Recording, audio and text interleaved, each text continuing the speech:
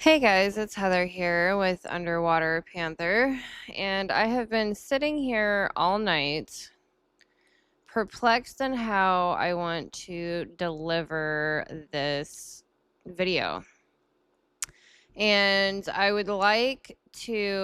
do not normally, but I would like to talk about the astrology chart of December 19th. So that is when 3iAtlas is the closest to to Earth.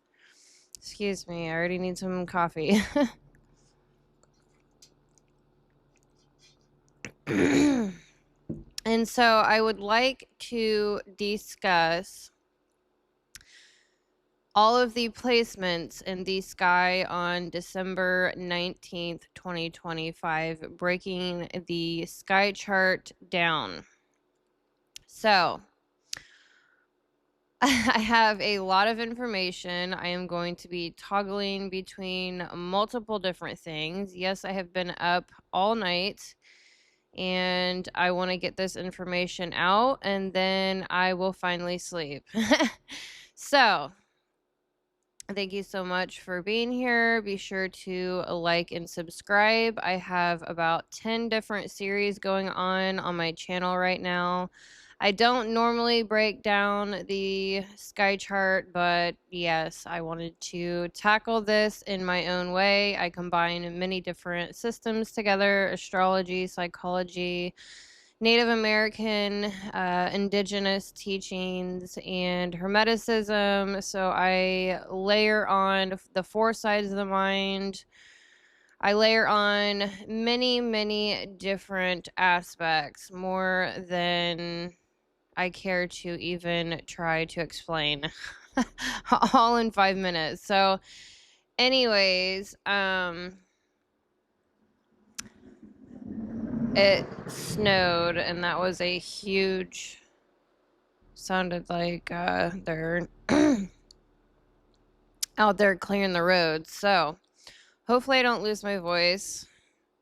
I'm going to turn this space heater on me a little bit more. It is like 0 degrees in Indiana right now. So, that's why I have my electric blanket and my space heater going. I'm out in the industrial farm shed where the farm equipment is, and my little corner of the universe. It is not heated, and this is just my space. So, anywho, I am going to start with how mystics and shamans would describe 3iAtlas. So, when something arises from beyond the familiar paths of the sky, it is treated as a visitor. Mystics would say the sky is alive, not alive like a person, but alive like a river, a forest, a season. Things move through it the way animals move through land. Not everything that passes is meant for us, but everything that passes changes the air slightly. 3iAtlas is one of those passers-by. It does not come to say something, it comes to be seen. In shamanic cosmologies, when something unfamiliar crosses the visible world, attention shifts. Not because danger is present, but because a relationship is possible. The elders would notice the timing, the stillness around it, what pauses when it appears, what quiets down. They would ask what changes while it is here, and the answer would not be spoken, it would be observed. Mystics understand that reality teaches by placement, not proclamation. A stone placed at a crossroads doesn't speak, but travelers slow down, they look, they choose more carefully. 3iAtlas functions like that stone. Its passage coincides with a narrowing. Boy, someone's really trying to clear the road. That's great. It's really loud. So 3iAtlas functions like that stone. Its passage coincides with a narrowing of attention, a sharpening of discernment, a moment when excess motion falls away and only what matters remains visible. In shamanic language, this is called a listening time. Not because the object speaks, but because the world grows quieter around it. Nothing is demanded, nothing is predicted, nothing is assigned. The sky does not instruct, it reflects. And during certain passages, reflection becomes clear. Mystics would say the sky offered a mirror. What people see in it belongs to them. The object leaves, the season continues. What was noticed stays. That is how meaning moves, not through spectacle, but through timing. So, yes, I think that is a good way to look at it. And I certainly cast the chart in my location, but I have been reading a lot on the Sabian symbols, so the exact degrees of where the planets are going to be on December 19th, as well as 3iAtlas. It took me upgrading my Sky Guide app and trying to figure out how to place 3iAtlas in the sky at what degree.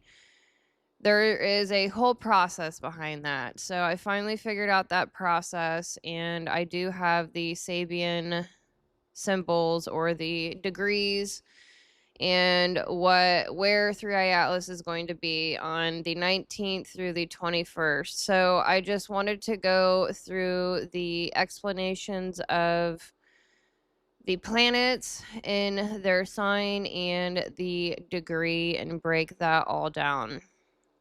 And I'm also going to throw in my Native American teachings about winter. I made a mandala. I do have a playlist here on YouTube of my Native American teachings through many different layers. I combine Eastern philosophies, Western philosophies, my Catholic archangels, and as well as the Eastern dragons, etc., and the animal spirits. So I will be breaking down the winter season in many different layers, including psychologically, as well as winter representing the super ego integration. I might be bouncing around. I don't know. I will try to be organized. Normally, I surprise myself, and the presentations are a lot better than what I thought. This one, I'm not sure. I have spent hours upon hours organizing myself, studying, and yes. So we first clocked through iAtlas in July, like a traveler appearing at the edge of the map, long before it ever came close enough for the collective to feel it. July was the first sighting chapter. December is the walks into the village during the solstice feast chapter. So December 21st is the winter solstice. So if you've been tracking this since July, you already understand the vibe. Some things don't crash in, they arrive on a timeline. So we are coming up to the December 19th through 21st corridor, and 3iAtlas is doing what interstellar things do best. It just shows up. No apology, no explanation, no press conference. And because it lands in Virgo territory, it doesn't show up like a prophet. It shows up like an accountant with a flashlight. Like, all right, let's see what's actually real in here. Virgo is the sign of discernment, pattern recognition, and nervous system intelligence. So in 3iAtlas is going through Virgo, the theme is signal versus noise, truth versus projection, what's useful, what's just simulation. And that matters because this whole solstice corridor is basically asking the same thing. So I'm going to break down what Virgo represents first, and then I want to go into winter and then each planet. So Virgo astro-psychologically, the intelligence of discernment. Virgo is often misunderstood as detailed-oriented or perfectionistic, but psychologically, Virgo is something far more essential, the intelligence that makes life workable. If Pisces senses the ocean, Virgo learns how to breathe in it. Virgo governs the nervous system, pattern recognition, discernment, and applied intelligence. It is the part of the psyche that asks not what is possible, but what is real, useful, healthy, and sustainable. Virgo doesn't reject mystery, it organizes it so it can live in the body. Psychological core of Virgo. Virgo is the mind's editing function. It sorts signal from noise, intuition from projection, care from self-sacrifice, responsibility from guilt. Virgo consciousness is attuned to the micro truths. It notices what's slightly off, what needs adjustment, what would work better with refinement. This is not criticism, it's care through accuracy. Virgo's gift is attentive presence. Virgo and the nervous system. Virgo rules the somatic interface, how information enters the body. When Virgo is healthy, the nervous system is regulated. Perception is clear, the body trusts its signals. Boundaries feel natural, not forced. When Virgo is stressed or unintegrated, hypervigilance replaces awareness. Perfectionism replaces discernment. Anxiety masquerades as responsibility, and self-criticism becomes chronic background noise. Virgo doesn't cause anxiety, it amplifies what hasn't been metabolized yet. Virgo is pattern intelligence. Virgo doesn't think in abstractions. It thinks in systems. It recognizes reoccurring behaviors, cause and effect loops, energetic leaks, habits that heal versus habits that drain. This is why Virgo energy excels in healing modalities, diagnostics, analysis, editing, teaching, craftsmanship, and service that actually helps. Virgo asks, does this work in real life? Virgo in service without martyrdom. True Virgo service is not self-erasure. Healthy Virgo serves because it chooses to, gives without abandoning itself, understands that repair is sacred work, knows that small acts matter. Shadow Virgo overfunctions, fixes to feel safe, confuses usefulness with worth, and carries what others should carry themselves. Virgo's psychological lesson is learning the difference between responsibility and burden. Virgo versus its shadow. Integrated Virgo is discernment, grounded wisdom, ethical precision, embodied truth, clean boundaries, and sustainable care. Unintegrated Virgo, perfectionism, chronic self-criticism, micromanagement, worry loops, fear of making mistakes, control disguised as helpfulness. Virgo matures when it learns that imperfection does not equal danger. Virgo's polarity is Pisces. Give me 1 second here. I think I have that on another note. I wanted to discuss the polarity of Pisces and Virgo because 3iAtlas is in Virgo. So our attention is going on Virgo. And we are currently moving from the age of Pisces into Aquarius. So I thought this was absolutely interesting. Because I think Virgo is really, or 3iAtlas is certainly pulling us into the polarity of Pisces. So I wanted to break down that a little bit.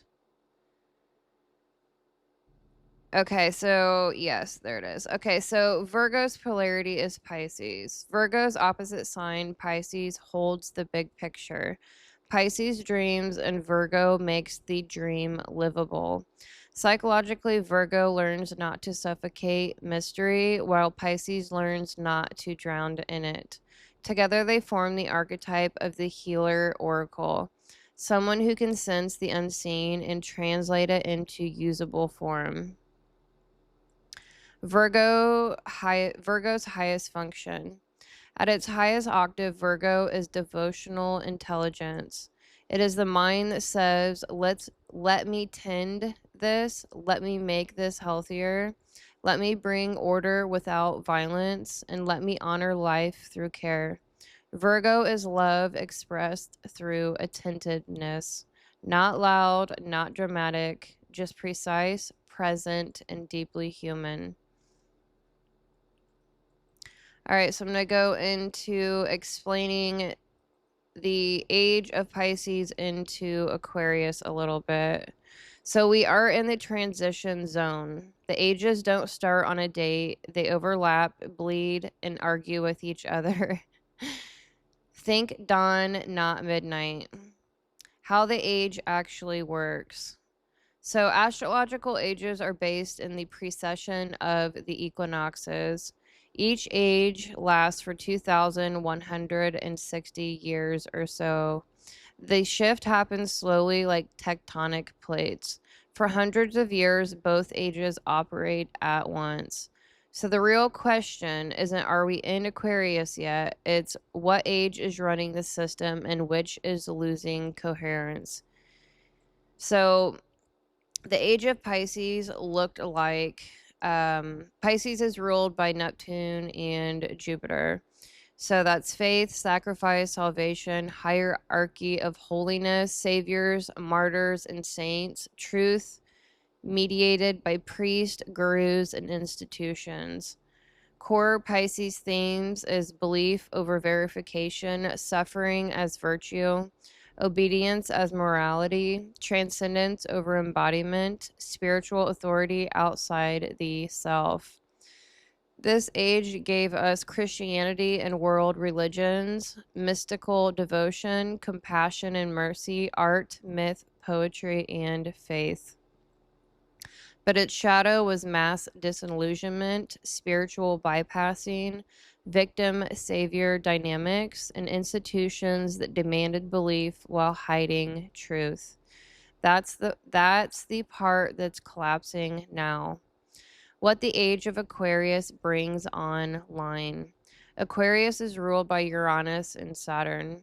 Decentralization, systems thinking, networks over hierarchies, truth through transparency, knowledge over belief, technology as mirror of consciousness, collective intelligence. Aquarian themes: show me the data, peer-to-peer authority, open source truth, communities over churches, individuality inside collectives, nervous system evolution, and frequency, resonance, and coherence. Aquarius doesn't want saviors, it wants self-regulating systems. Why it feels chaotic instead of enlightened. I need a drink.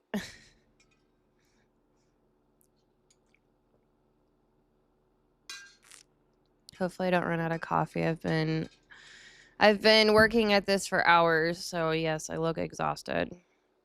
All right, so why it feels chaotic instead of enlightened. I need to cover my foot because it fell out of my electric blanket and my toes are gonna freeze. Give me a second. Okay, there, I think I got it. All right. As I shake the whole world. All right, so why it feels chaotic instead of enlightened. Because Pisces is still dying while Aquarius is booting up. So we're living in overlap. Pisces, have faith. Aquarius, verify it yourself. Pisces, surrender to authority. Aquarius, question the system. Pisces, salvation comes from above. Aquarius, the network decides. That friction creates spiritual confusion, institutional collapse, truth wars, a loss of shared narrative, nervous system overload. Not because we're failing, but because two operating systems are running at once. Why Pluto in Aquarius matters and why it's a big deal. Pluto doesn't mark ideas, it marks irreversible power shifts. Pluto entering Aquarius, so 2023 through 2044, means centralized authority loses grip, hidden power structures are exposed, technology becomes a battlefield of truth, collective shadow around control surfaces, systems either evolve or die. This is the real handoff, not a calendar date. That's why so many people feel I don't trust institutions anymore. I need to think for myself. I don't belong in the old world. That's Aquarian initiation. So are we done with Pisces?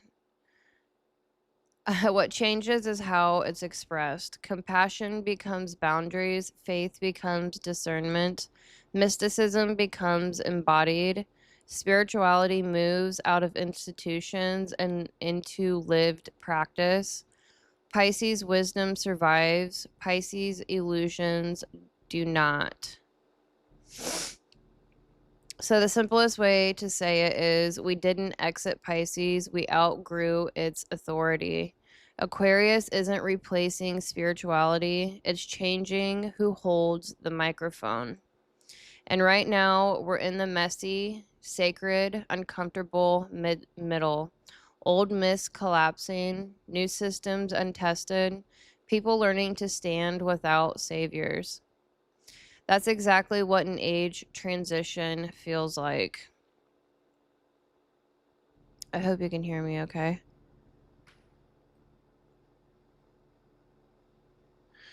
I don't know. My daughter was... Hold on a second. Oh, gosh. My daughter's texting me. Give me 1 minute.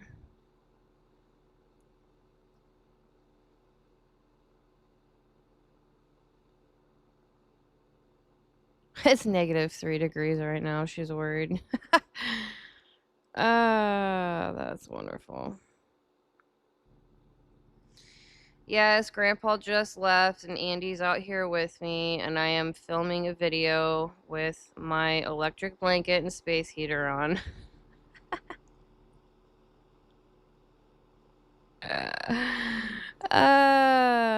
Golly, the things we do, right? Okay. Yeah, it's probably why my foot is like, I need to like super wrap my foot up. Pisces problems. Okay, so that's exactly what an age transition feels like. Okay, so I explained that. Let me go back to, oops, oh great.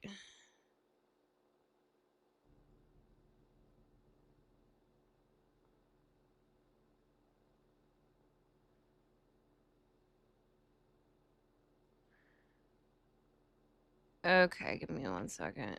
Okay, so yes, I was at the right spot. I always second question myself. It's silly. Okay.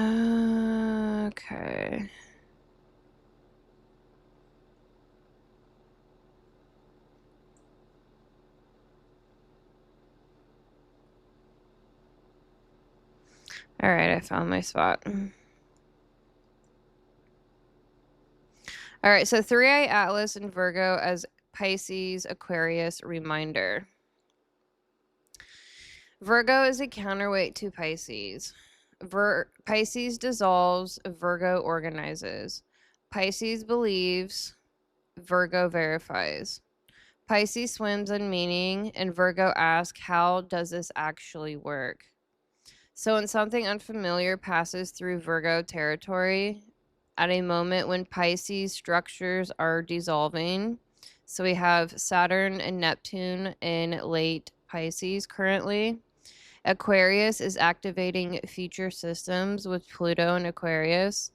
And Sagittarius is exhausting belief narratives. So we have multiple Sagittarius planets in Sagittarius, personal planets especially.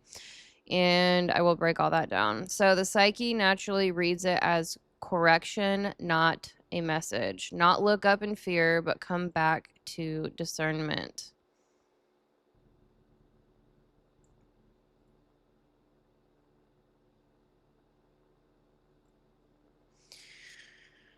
All right, so I think I hammered that. I certainly went more in depth, and I think I said enough about that.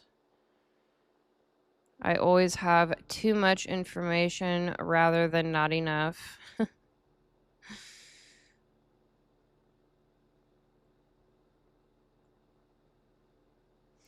All right, so I'm going to go through the Sabian symbols at the degree for 3iAtlas in Virgo.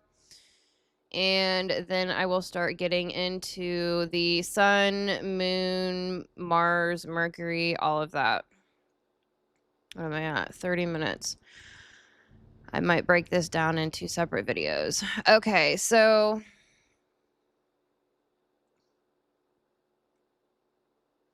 all right, so the Sabian degrees from December 19th through the 21st for 3iAtlas in Virgo.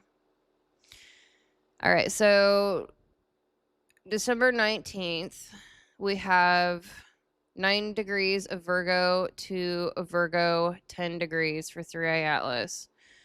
The Sabian quotation is 2 heads looking out and beyond the shadows. This is the binocular upgrade. Not pick one narrative, not commit to one camp, not decide who's right. Virgo 10 says use 2 lenses. Collectively, it looks like people noticing contradictions without collapsing, holding intuition and logic at the same time, seeing what's being said and what's being avoided, reading patterns instead of headlines. Individually, it looks like the end of self-gaslighting. I knew this, I just didn't want to admit it. You stop needing everyone else to agree before you trust what you see. Healthy Virgo, 10 degrees, clear perception without paranoia. The shadow side is hypervigilance, obsession. I must decode everything or I'm unsafe. Polarity, relationship, weave. So masculine, shadow, interrogation, accusation, enforced certainty. Feminine shadow is intuitive spiraling, scanning for emotional danger. Healthy integration, we can look together, we don't have to panic. And then December 20th, we have 3i at 8 degrees Virgo to 9 degrees. The quotation for the Sabian symbol is a man making a futurist drawing. This is the architect mind coming online. Not wishful thinking, not fantasy. More like, okay, if this is true, what does it lead to? Collectively, it's systems thinking, scenario building, people planning instead of doom scrolling, a rise in pattern forecasting. Individually, you stop asking, why is this happening? And start asking, how do I move differently now? So the healthy strategy here, or the healthy polarity here, is strategy, planning, building a workable future. The shadow is obsession with outcomes, rigidity, and trying to control the timeline. So the healthy masculine polarity is constructive action and protective planning. The masculine shadow is control as safety. And the feminine shadow is anxiety disguised as research. December 21st, we have Virgo at 3i at 6 degrees Virgo to 7 degrees. And the Sabian quotation is harem, believe it or not. But we're going to frame this cleanly. It's about selection and access. It's about what gets to enter your field. Virgo at 7 degrees says, not everything gets a seat at my table. Collectively, people get choosier with information, fewer voices get trusted, boundaries tighten, and attention becomes sacred again. Individually, you stop letting chaos rent space in your nervous system. You stop entertaining relationships that destabilize you. You stop calling overexposure being informed. So the healthy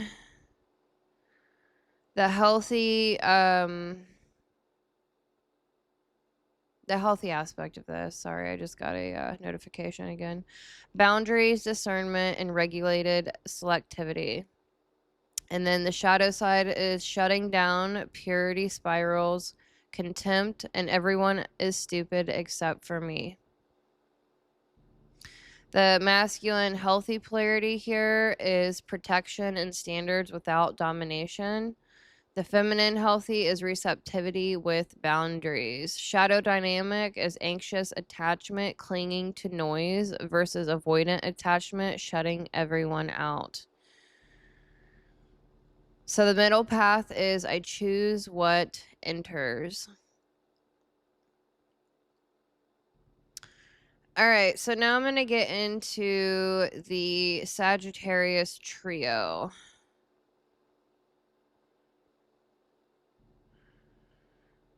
All right, so we have, I casted a chart and it's a Virgo rising, which is interesting. Virgo rising, and then I was like, okay, so I'm going to talk about 3iAtlas and Virgo first, because that Virgo Pisces polarity is hardcore being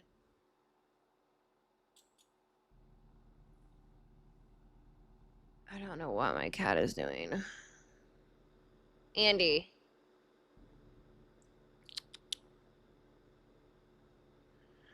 I don't know what he's doing. He's making a lot of noise. Okay, so that I thought was very important to break down due to 3i bringing attention to Virgo, the Virgo energy, and us going from the Piscean age into the Aquarian age and all of that good stuff. So now let's get into, oh no, I was going to mention what winter represents actually.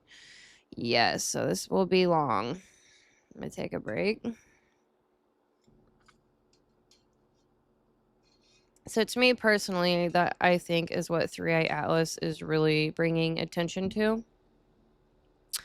And we are going to be moving into the winter season on December 21st. And my youngest daughter's birthday is December 18th. So happy birthday to the Sagittarius still. We are going to be moving into Capricorn season. So happy birthday to both, I suppose. We are on the cusp. The cuspies. All right, so what does winter represent? So I'm going to break this down in my Native American layers. Multiple layers here. So I'm going to be getting into the directions. So you Native Americans, even the Egyptians built the pyramids, the foundation, they understood directions and how absolutely important the directions are. I look at the directions as integrating self, and so do the Native Americans. You can look at it like the ego, subconscious, unconscious, super ego integration. So I'm layering on many different things. So we are going from fall into winter. So on this directional path, you're going from the west. I'm directionally challenged, but I can understand it this way. It's really, really, really wild. So we're going from the west fall into the winter season, which is considered to be the north. And that is the super ego integration, and it represents air, and wisdom, and the polarity is actually masculine, which Virgo represents masculine. It's ruled by Mercury, which is an air sign. And so I was like, I have to mention all of this. All right, so we have winter represents reflection and refinement. I think it's extremely important to understand the season that we are in, because that is also what we are dealing with psychologically and spiritually. So winter represents reflection and refinement, the cold clarity of wisdom earned through experience. It is a season of spirit and truth where the mind becomes still enough to listen. Here, the superego matures into discernment, doing what is right, not what is easy. It is the breath of the ancestors, the law of harmony, and the discipline that sustains life. Psychological meaning is higher awareness, ethical growth, and spiritual responsibility. Spiritual lesson is quiet strength, humility, and listening before acting. The Cherokee and Choctaw teaching. Now, I have done a heck of a lot of ancestral generational healing in 2025. My great aunt on my Native American side passed away in March. And so I went down a whole lot of genealogy researching and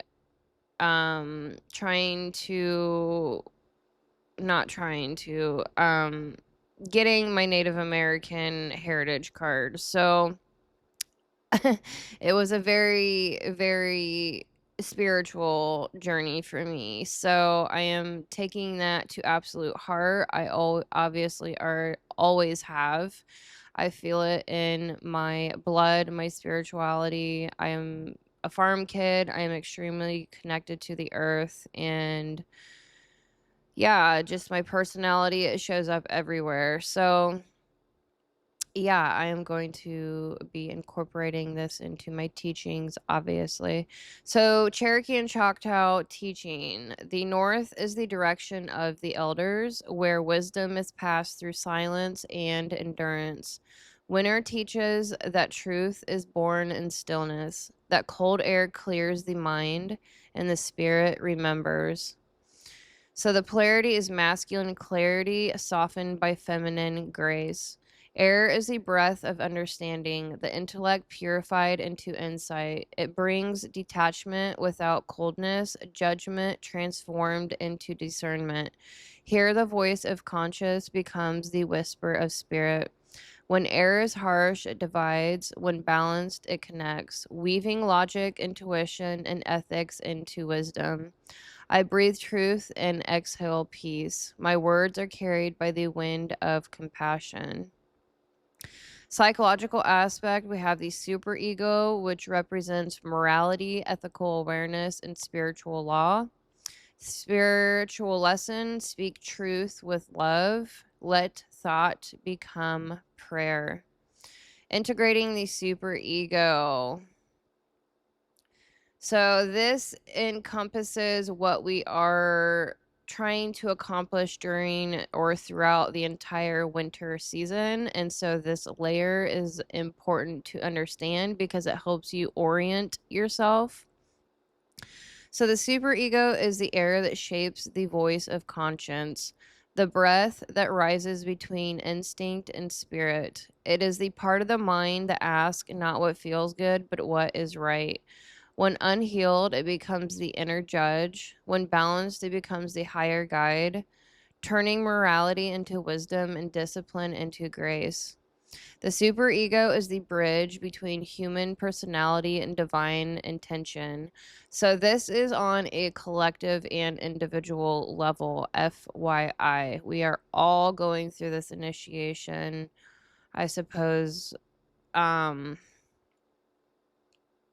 I'm not even going to get into the other side of the world and the ecliptic. We are all going through this psychologically on the collective grid. I'll put it that way.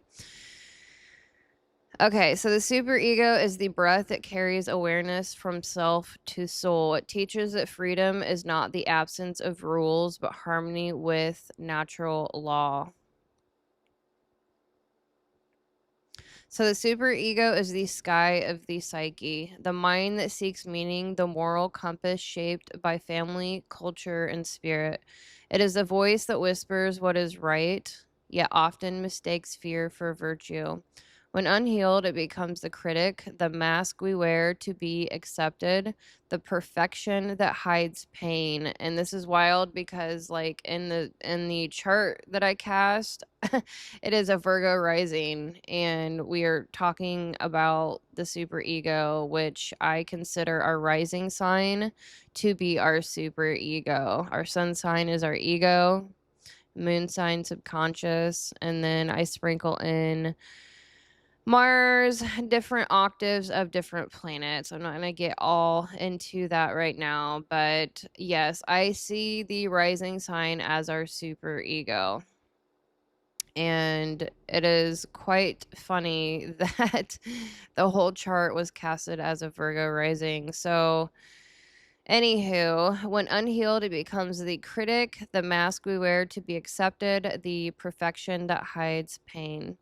When integrated, it becomes the guardian of integrity, conscious, guided not by judgment, but by wisdom. This is the realm of the ascendant or the rising light through which your soul greets the world. It is both the face you show and the bridge to your higher self. As the superego evolves, the mask becomes transparent. Your personality turns from armor into radiance. True transcendence is not denial of self, but doing what is right even when it is not easy. Choosing meaning over comfort and truth over illusion.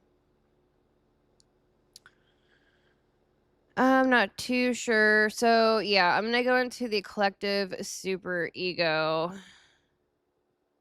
So, the collective superego is the moral atmosphere of humanity, the shared sky of conscience that evolves as the species matures. Here dwell the great archetypes of virtue: justice, mercy, wisdom, and truth. It is the realm where spiritual law replaces social law, where morality becomes alignment with cosmic order.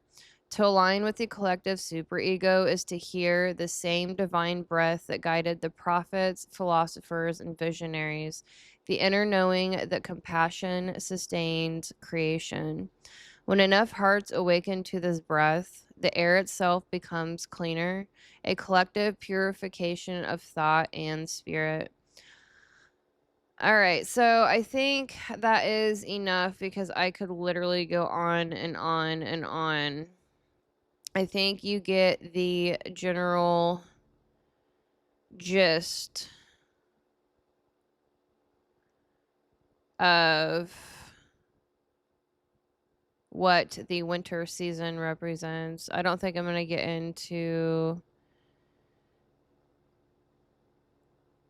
All right, so let me say this last part and then I'm going to get into the Sagittarius energy.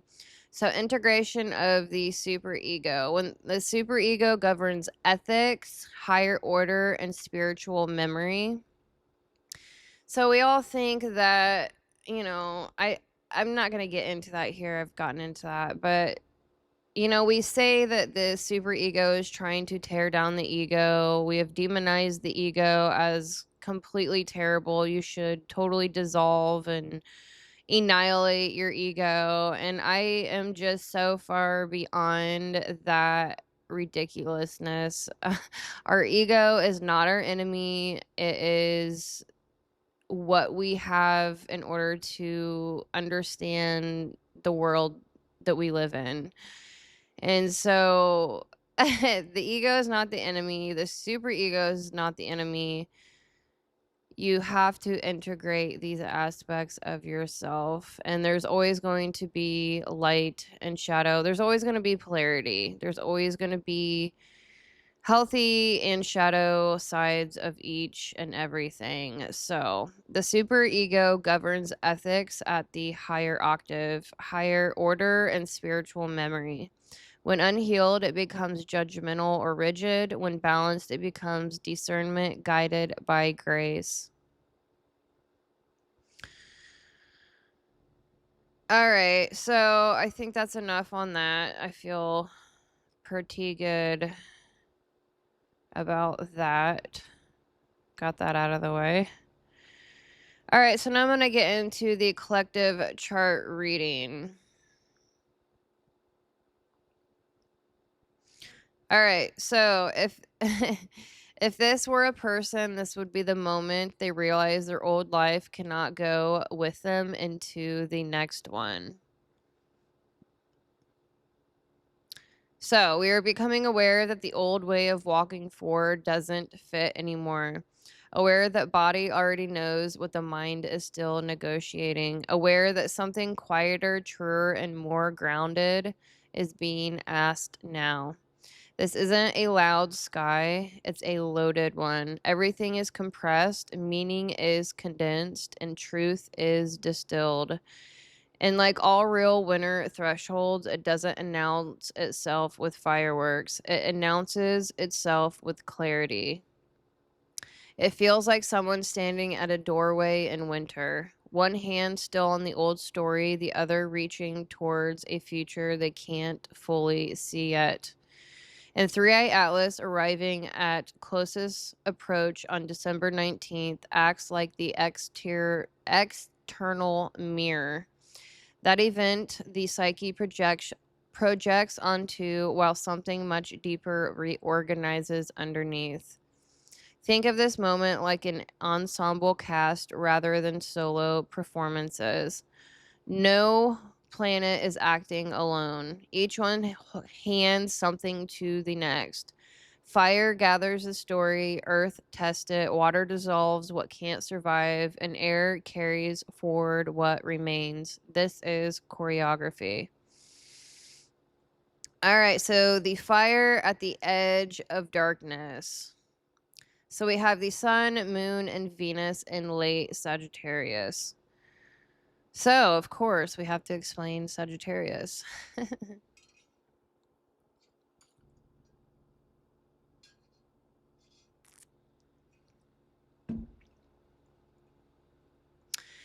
All right, so Sagittarius always walks us to the edge of light, not to escape, excuse me, not to escape darkness, but to make sense of it.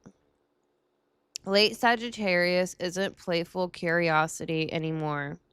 Late degree. It's existential truth. It's the phase where belief systems stop being theoretical and start being tested against lived experience. So the core identity, the sun at 27 degrees through 29 degrees of Sagittarius from December 19th through the 21st of 2025. So meaning under diminishing light, late fall into the solstice threshold.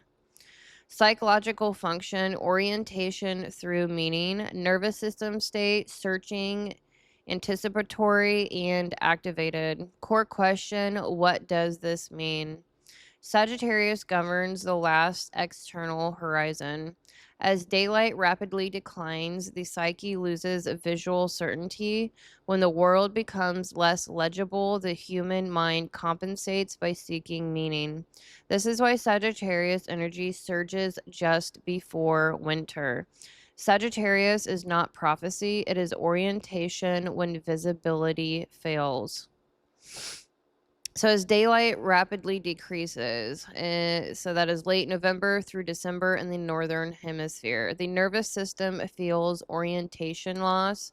Instinctively, humans ask, what does this mean? What story am I living inside? What do I believe when certainty fades? This is Sagittarius psychology. Sagittarius governs meaning, belief systems, worldview, faith versus doubt, orientation when the horizon goes dark. So Sagittarius appears exactly when external light can no longer guide us. It's a sign that says if I can't see clearly anymore, I need meaning to navigate. It's about worldview, belief systems, orientation toward truth. When events cluster around Sagittarius, people search for why, not how. Science alone feels incomplete. Belief systems wobble and narratives fracture. Sagittarius energy activates when the old story no longer explains the present. Late Sagittarius is existential truth pressure. This is not curiosity. This is not optimism here. This is the phase of Sagittarius that says, I need my life to make sense again morally. Meaning under pressure collectively. The sun here brings a collective spotlight onto belief systems themselves, the stories underneath politics and ideologies. At 27 through 29 degrees of Sagittarius, the sun is finishing a belief cycle. Collectively, this shows exhaustion with empty narratives, rejection of borrowed meaning, impatience with performative spirituality or hollow certainty. Psychologically, this looks like sudden honesty, blunt realizations, the inability to play along, and truth telling even when it costs comfort.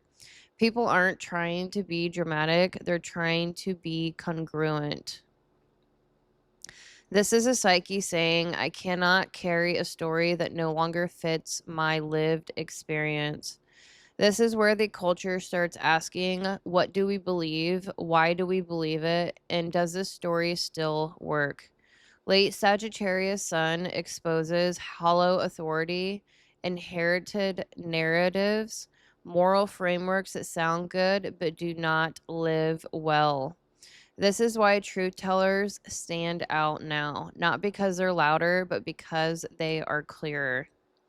Individually, people feel an inner tightening around meaning, intolerance for BS, sudden clarity about this isn't me anymore, discomfort continuing roles that require pretending. Healthy expression, living truth quietly, aligning actions with values, teaching through embodiment, shadow expression, preaching righteousness, burning bridges in the name of truth, as well as dogma, spiritual inflation, certainty addiction, and meaning imposed instead of discovered. Sagittarius is the bridge sign, not the destination. So Sagittarius is the sense making after loss, and Capricorn equals structure rebuilt into darkness. Sagittarius doesn't belong to winter. It escorts consciousness into it. That's why holidays cluster here. Philosophy, religion, and myth peak. People argue belief systems more intensely. Truth seeking accelerates, and what's real questions explode. This is not coincidence, it's seasonal psychology. Across cultures, the period before winter is when elders speak, stories are told, laws are reviewed, myths are repeated, and meaning is preserved for survival. Why? Because winter kills what lacks meaning. Sagittarius is the carrier of the story that must survive the cold. All right, so now I'm going to get into the Sabian messages. So we have the sun at the 27th degree through the 29th degree of Sagittarius. This is the meaning axis and the truth activation. So the Sabian 28 degrees Sagittarius quotation is a bald-headed man dominates a gathering of national figures. This is the truth that cuts through noise, not loud authority, clear authority. Intellectual leadership replacing inherited power. The archetype of the truth speaker governs clarity, blunt revelation, and moral courage.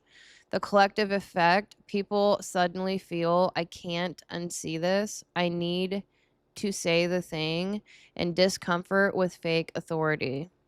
Healthy expression is speaking plainly, naming what others feel but haven't said, leading with integrity instead of image. Shadow expression is dogma, I know better than everyone, and truth wielded as superiority. This degree asks, can truth lead without crushing? 29 degrees of Sagittarius is a fat boy mowing the lawn of his house on an elephant suburban street. I didn't make these up. This is where meaning becomes practical. Psychology, integration of truth into daily life. Meaning becomes practical. Spiritual insight must be embodied, not theorized. The integrator bridges vision and lived reality. Healthy expression, cleaning up your own life, living what you claim to believe, bringing insight into daily rhythms. Shadow expression is spiritual insight without embodiment, talking about truth instead of living it. And then we have 30 degrees, and I'm doing the 3 transitional degrees because this is between the 19th and the 21st of December. And this is the sun moving degrees in Sabian language. So 30 degrees, the quotation is the Pope blessing the faithful. It is the end of cycle belief, which follows along with Pisces into the Aquarian age. Authority is being transferred not upward, but inward. Psychology, end of a belief system, final judgment on collective narratives, and authority transfer. Collective effect, this is why people feel something big is ending. A rejection of mainstream moral authority, a hunger for direct knowing. Healthy expression is discernment, inner authority, direct relationship with truth. And the shadow is blind faith, externalization, morality, and waiting for permission. This is the fire that burns away borrowed belief. All right, so now the sun hands the story to the moon. What I believe must now be felt. So we have the moon in Sagittarius, and we also have a new moon on the 19th. So we have a Sagittarius new moon at 15 degrees, along with 3iAtlas being the closest to Earth in Virgo. Wild. And this is why I wanted to break down the sky chart. I don't normally do this, but this is an extremely special event. Okay, so we have the moon moving from 15 to 27.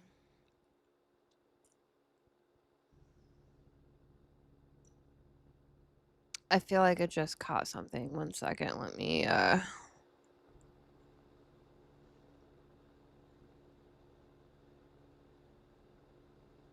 I'm not sure if I can move. Yes, I can. Transit report. I don't want to do 3 months. All right, I'm going to forward my chart here. How do I stop this? I went too far. I haven't actually played with this in a while. I went way too far. Give me 1 second. Okay. Oh my gosh. Why is this being so silly? I'm going to try this one more time, and if not, I need to move forward again. I don't know why they made this so difficult. Okay, here we go. Moon is at 12 degrees. Capricorn. on the 21st. Okay, that's what's happening. Okay, so I see. Okay. So I have my chart set up as where I am, my own location, and this is a on the ecliptic, not location. Okay. All right. My bad. I don't normally do this. So anywho, all right. So that we have a new moon in Sagittarius, and I will break down the psychological effect. So when the new moon lands in Sagittarius, the psyche resets around meaning, belief, truth, orientation, and integrity. So here's the seed this new moon plants. I will not carry beliefs, relationships, or systems into the future that require self-betrayal. This new moon asks, what do I actually believe now that the illusion has collapsed? Not what do I want, what do I hope, what do I wish for, but what can I stand behind? What story can I live through winter? The emotional body. So we have the moon going from Sagittarius to Capricorn within the 19th through the 21st.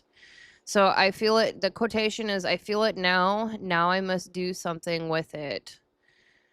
So emotionally, the collective feels restless, anticipatory, emotionally philosophical, and pulled towards meaning. This is why people feel excited but uneasy, inspired but overwhelmed, emotionally ahead of their circumstances. The moon here says, I feel the future before I understand it. The moon does move very quickly, by the way, through the signs and degrees. So then the pivot, as the moon enters Capricorn at the solstice, emotion condenses. So we have a new moon on the 19th in Sagittarius, and then the moon literally moves into Capricorn on the solstice with the sun. What? I need a drink. Sorry, I'm throat.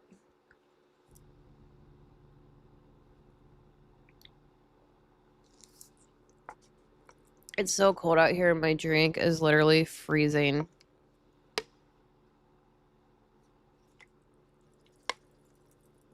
My drink is literally a slushie right now. I've been out here for hours. I'm warm. But yeah, that's wild. Okay, so actually tastes pretty good. All right, so the moon enters Capricorn on the 21st at the solstice. So emotions condense. The collective mood shifts from what does this mean to what do we do with this? Feelings stop floating, they demand structure. This is the emotional snap to reality. The feeling body says, okay, enough sensing, Sagittarius. What's real? What's stable? What can I build, Capricorn? This is when boundaries land, decisions harden, emotions become actionable, and people stop talking and start choosing. The solstice is the emotional pivot point from vision to responsibility, in action and in embodiment, especially feeling internally. Excuse me. Individually, people feel emotionally ahead of their circumstances, impatient with delay, then suddenly grounded, decisive, and sober. The healthy side is emotional maturity, boundaries that protect energy, and responsibility without numbness. The shadow side is emotional shutdown, control, a safety. I'll deal with this later energy. So the moon grounds what the sun reveals. Truth becomes livable or it doesn't survive. Why this new moon feels adult. This new moon happens with Mars in Capricorn, which is discipline, Saturn and Neptune at the end of Pisces, illusion, collapse, Pluto newly in Aquarius, systemic exit, pressure. So the reset is not emotional, it's ethical. The psyche is not asking, how do I feel? It's asking, what am I responsible for now? Nervous system translation. New moons affect the nervous system differently than full moons. Full moon represents discharge, and new moons equals recalibration. So people experience fatigue, heaviness, seriousness, introspection, loss of appetite for noise, intolerance for nonsense, and withdrawal from performative interactions. The system is conserving energy before the solstice pivot. Solstice corridor becomes a psychological teaching. I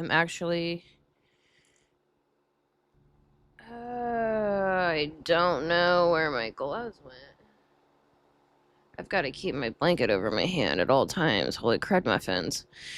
All right, so solstice corridor becomes a psychological teaching. Don't chase certainty, develop orientation. Don't demand answers, build discernment. Don't amplify fear, strengthen the container. That's the mature spiritual response. Law without compassion becomes cruelty. Grace without structure becomes avoidance. Winter wisdom is the marriage of both. This is masculine clarity softened by feminine grace.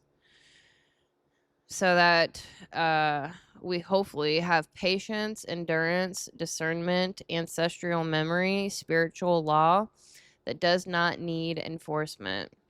This is the energy of the North. Still watching, uncompromising, and deeply compassionate. Nothing here says begin. Everything here says assess, clarify, discern, and stabilize. Winter solstice is not about rebirth. It is orientation in darkness. The light does not return loudly. It returns quietly because the work is internal. Sorry for all of you extroverts. I'm sure you're getting triggered by all of this talk. I'm an introvert and I don't mind introspection whatsoever. All right, so what's activating right now is not fear, it's conscience. So the collective super ego is waking up, not as punishment, but as a shared ethical field. People are asking, what do I trust? What deserves my attention? What systems are worth my loyalty? And what stories no longer hold integrity? All right, so now I'm going to get into the Sabian symbols, representation, quotations, and all of the good stuff. So the moon in 16 degrees through 28 degrees of Sagittarius, and then moving into Capricorn. Nervous system, emotional weather, and the turning of the inner tide. The moon is not abstract here. It is the body's weather. This sequence tells us how the collective feels change, not how it thinks about it. The moon moves fast, but when it crosses late Sagittarius into Capricorn at the winter solstice, it carries the emotional storyline of the entire season with it. This is the feeling arc of the threshold. So we have Sagittarius. The Sabian quotation is seagulls flying around a ship in the expectation of food. This is anticipation before certainty. Not panic, not clarity, a hovering state. Psychologically, this degree describes a nervous system that knows something is coming but doesn't yet know what form it will take. The seagulls don't chase randomly, they circle. They sense nourishment approaching. They wait alert but not frantic. Nervous system layer. At this degree, the emotional body is scanning, refreshing feeds, checking signals, watching patterns, and sensing timing. This is where dopamine spikes happen, not from reward, but from expectation. People feel restless, curiosity. emotional anticipation, heightened alertness, and difficulty settling. Sleep becomes lighter, attention flickers, and the system is awake. Collectively, this is why information hunger increases. People check updates compulsively. Conversations feel charged but unfinished. Emotions hover without resolution. It's not anxiety, it's readiness. Relationally, in relationships, this shows up as heightened sensitivity to tone, reading between the lines, waiting for conversation, sensing change without words yet. Healthy expression is curiosity, staying present, and allowing the process to unfold. Shadow expression is doom scrolling, projecting meaning prematurely, chasing reassurance instead of regulation. This degree says stay aware, don't rush the landing. And then we have the okay, so the sun and the moon are double activating this degree, the 28th degree in Sagittarius. It's a double activation here. When the moon and the sun activate the same Sabian degree, something rare happens. The conscious story and the emotional body align. This is not a thinking realization, it's a felt realization. People don't just understand something, they feel it land. That's why this degree is so emotionally potent. Psychological effect. At 28 degrees, Sagittarius belief reaches the body. Truth is no longer abstract, it's embodied. This creates emotional responses that feel euphoric, tearful, overwhelming, and strangely relieving. I just had that feeling like, what was that, yesterday? Yeah, maybe 2 days ago. I was like just so freaking relieved, and I was talking about the collective. I was talking about Ian Carroll's buyer app. Like, holy cow, it's a big one. You need to watch that video. All right, so not because something dramatic happened, but because something finally made sense.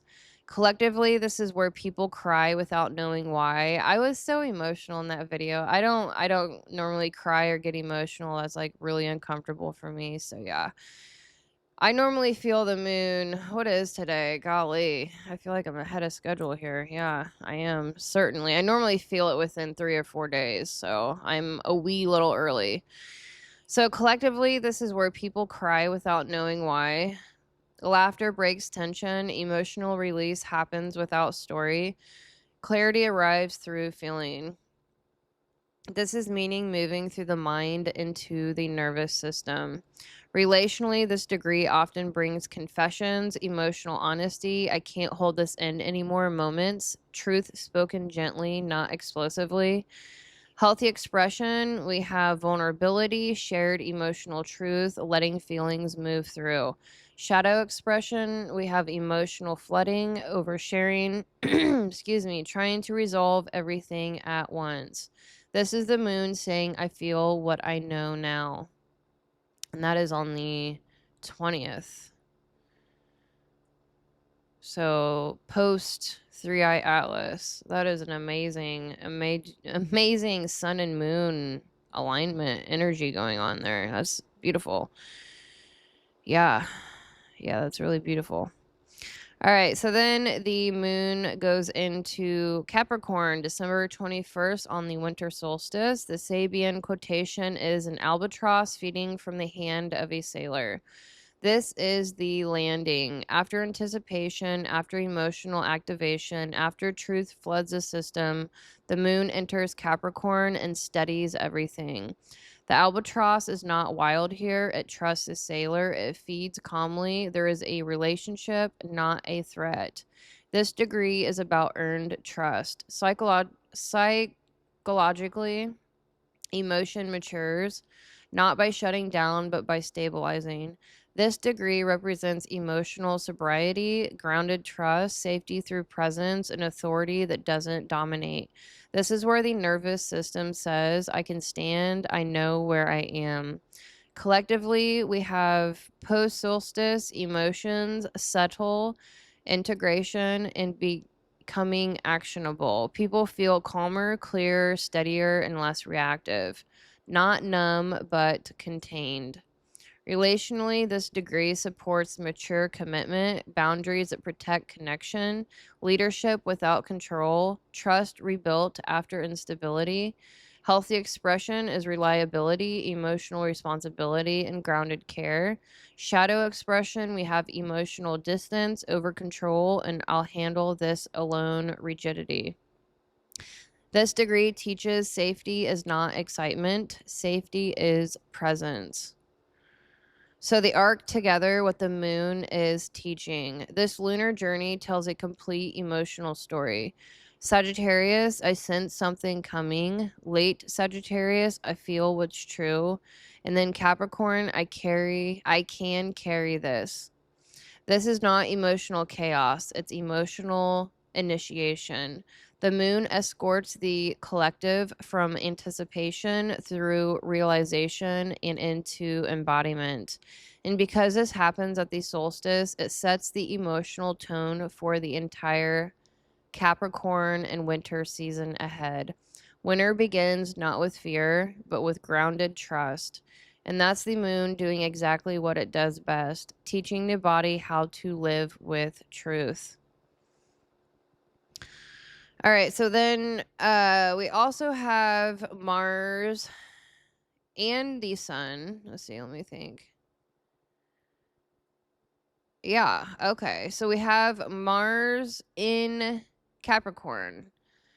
And we have the moon changing and the sun changing into Capricorn. So we're going from Sagittarius into Capricorn. This is a huge initiation into the winter season.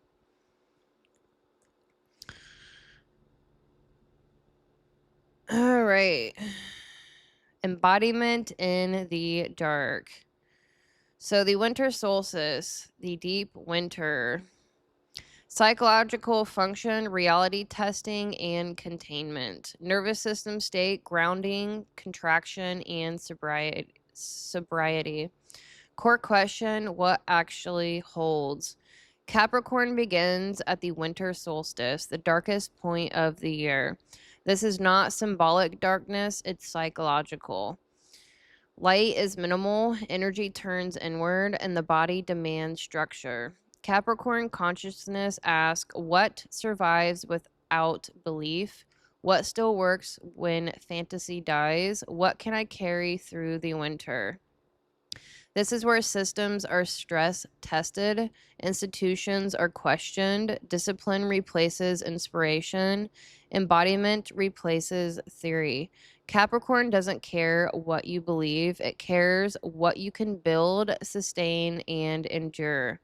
In this phase, fear subsides into realism, decisions become practical, people commit or collapse.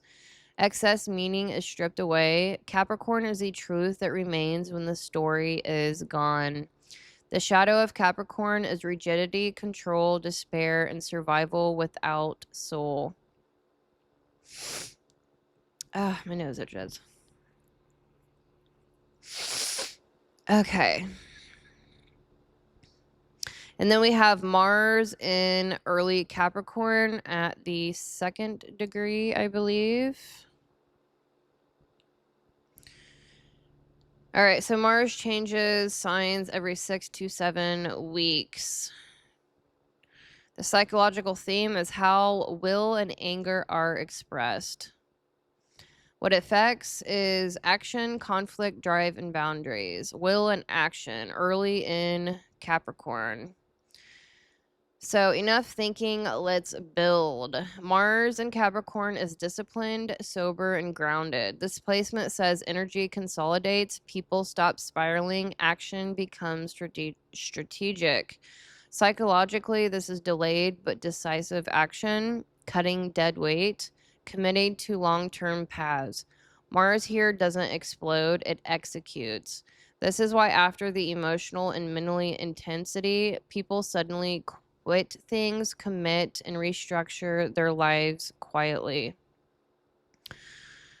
All right, so the Sabian quotation for Mars at the 3rd degree of Capricorn, the action and will. The human soul receptive to growth and understanding. Psychologically disciplined awakening, action aligned with wisdom. The shadow is control disguised as responsibility.